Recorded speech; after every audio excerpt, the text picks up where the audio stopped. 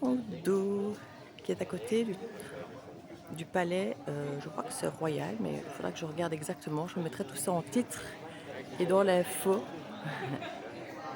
Vous allez suivre le guide, enfin nous. Et nous voilà, on est dans un château d'eau et apparemment c'est assez grand comme lieu, il y a beaucoup de choses à voir. On va découvrir ça et j'essaie de vous montrer un maximum. C'est déjà très très joli. Il faut savoir qu'il y a 35 degrés ici, donc on a chaud. Il n'y a pas beaucoup d'air aujourd'hui. Tout joli. Notre petite pièce, on a fait un vœu.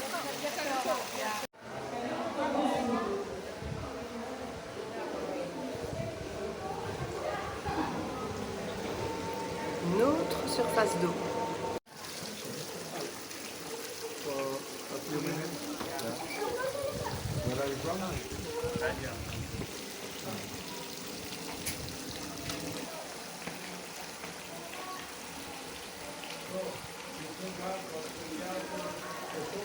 Une petite galerie ici qui est autour du bas.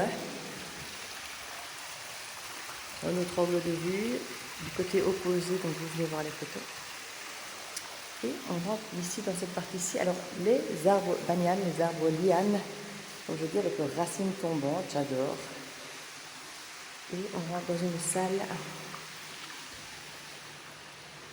C'est une petite exposition. Hier on a été voir le batik art aussi. Très joli. Fait avec de la graisse de noix de coco pour pouvoir tracer sur le papier des lignes blanches et puis colorer par la suite pour pouvoir à la fin effacer ces espaces et garder l'espace blanc au-delà des couleurs qu'ils ont marquées. C'est très joli, je vous mettrai des photos à la fin de cette vidéo pour que vous puissiez voir les quelques photos que j'ai prises de cet art indonésien. Ici c'est tout autre, ça nous raconte un petit peu l'histoire des arbres, de tout ce qui est apparemment nourri par l'eau ici dans le coin. C'est très joli. Ça nous parle d'été avec les différentes feuilles. Voilà. Et ici ça nous parle des épices avec les poivres longs. Les plus loin, l'anis étoilé, la badiane, la coriandre. Et ici, on nous parle, comme je disais, du poivre long fumé. Toutes ces plantes sont ici. On en fait des décoctions, des infusions.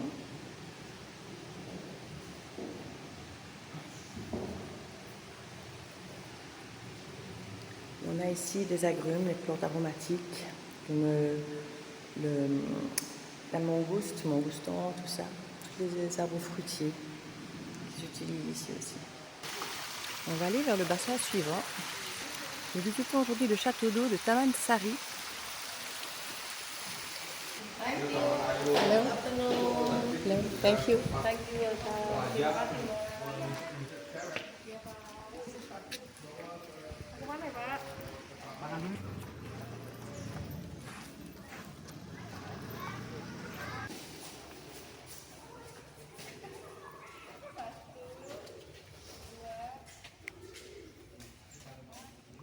On a des petites rues beaucoup plus authentiques où on peut venir se perdre avec les petits commerces, les petits magasins.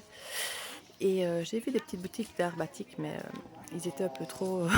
donc je ne voulais pas non plus m'en sortir mon GSM et tout, parce que sinon on ne sait plus s'en défaire. Et voilà, on a quelque chose de très sympa. On avait l'appel à la prière, je venais de faire une vidéo, mais je ne l'avais pas déclenché.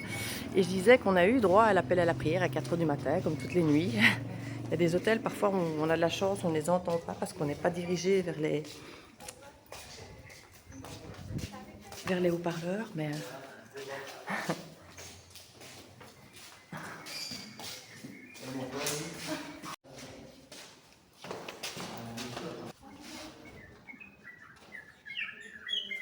Et on entend des oiseaux, j'adore. Mais ils sont avec des petites cages microscopiques ici, ça je ne suis pas fan du tout. chaque fois en extase de voir les oiseaux, mais pas avec les conditions dans lesquelles ils vivent leur vie ici, hein, comme beaucoup d'autres animaux. Par contre, les chats ont l'air d'être bien ici.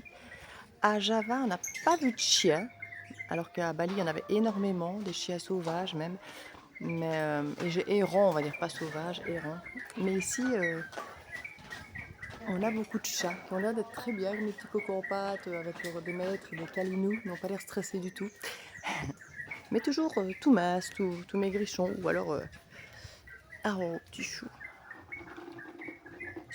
Ils sont quand même dans une cage un peu plus grande, ils peuvent un peu voler. Tout ça, au moins, ils sont nombreux dans la cage et ils peuvent un peu voler, ce qui n'est pas le cas des autres. Ils sont chaque fois tout seuls, des gros oiseaux dans une toute petite cage. Ici, au moins, ils ont l'air d'avoir quand même bon.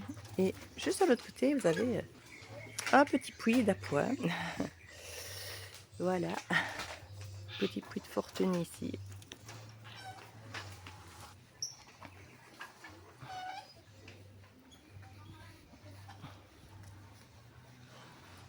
Petit coin Java, du côté de Yogyakarta,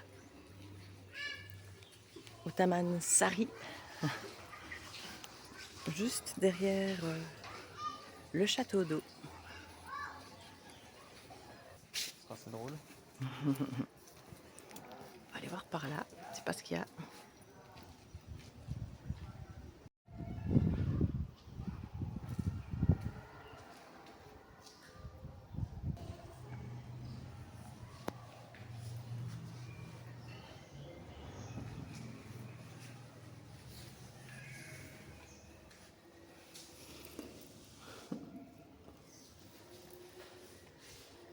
Un petit jardin mais qui arrive chez des particuliers, je pense. Non, dans un petit coin de village, avec des petites rues habitées. Il n'y a rien? Ah non, il n'y a rien. Comme je vous dis, tout ça, c'est dans un petit coin perdu.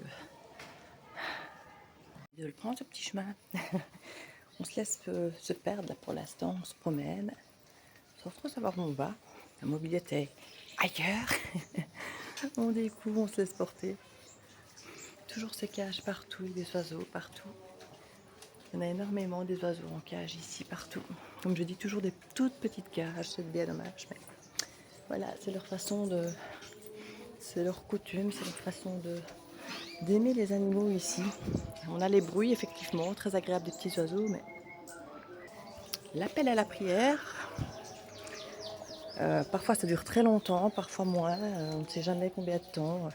On a l'impression parfois que ça s'arrête, et puis en fait non, ça ne s'arrête pas. Ça peut durer une demi-heure. Ça tombe toujours quand on est assis pour manger quelque part, et bon, ça hurle parce qu'on est juste à côté de la mosquée. Voilà, c'est Java, hein, c'est l'Indonésie, contrairement à Bali où là c'est une partie hindoue, bouddhiste, bah, quelque part on a beaucoup moins ce souci si on peut dire, mais ici par contre...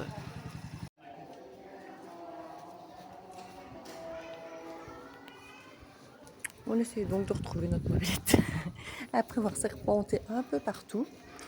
Moi j'ai l'impression qu'elle est de notre dôme, mon fils m'a dit non elle est devant, on va voir qui a le sens de l'orientation. Ça peut être lui, hein. Il y a des fois où c'est moi, il y a des fois où c'est lui. On n'a pas un qui est plus sûr ou meilleur ou pire que l'autre. À suivre. Jolie fresque ici sur le mur.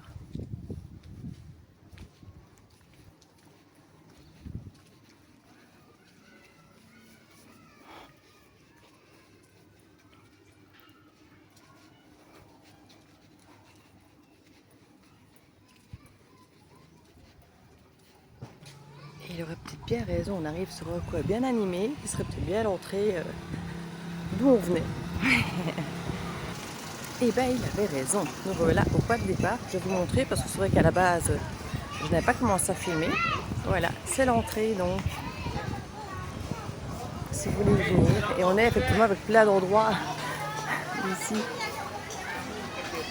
Animés, des petites boutiques partout. Alors à Yogyakarta, franchement, c'est beaucoup moins cher qu'à Surabaya ou même à Bali. On a acheté 2-3 petits trucs, genre un t-shirt, un petit bracelet. On est vraiment moins la vache à lait ici, touristique, même si on voit bien qu'il y a des prix locaux et les prix touristes et qu'on n'a pas les prix locaux. Mais c'est correct, franchement c'est correct. Cette sortie au château d'eau de Tamansari nous a coûté 25 000 par personne, donc on est à 50 000, ce qui nous fait 3 € pour nous deux. Donc c'est correct, voilà, avec notre petite sortie, notre environnement autour, ça nous a occupé 1 h 30, quelque chose comme ça, donc c'était sympa. Et donc oui, je recommande. Maintenant, ça ne casse pas non plus trop pattes au canard, mais c'est joli, ça change un peu. Histoire de ne pas toujours être dans les villes ou de ne pas être toujours dans les quais Circle ou ailleurs pour chercher la fraîcheur. Donc ça reste une petite sortie sympa.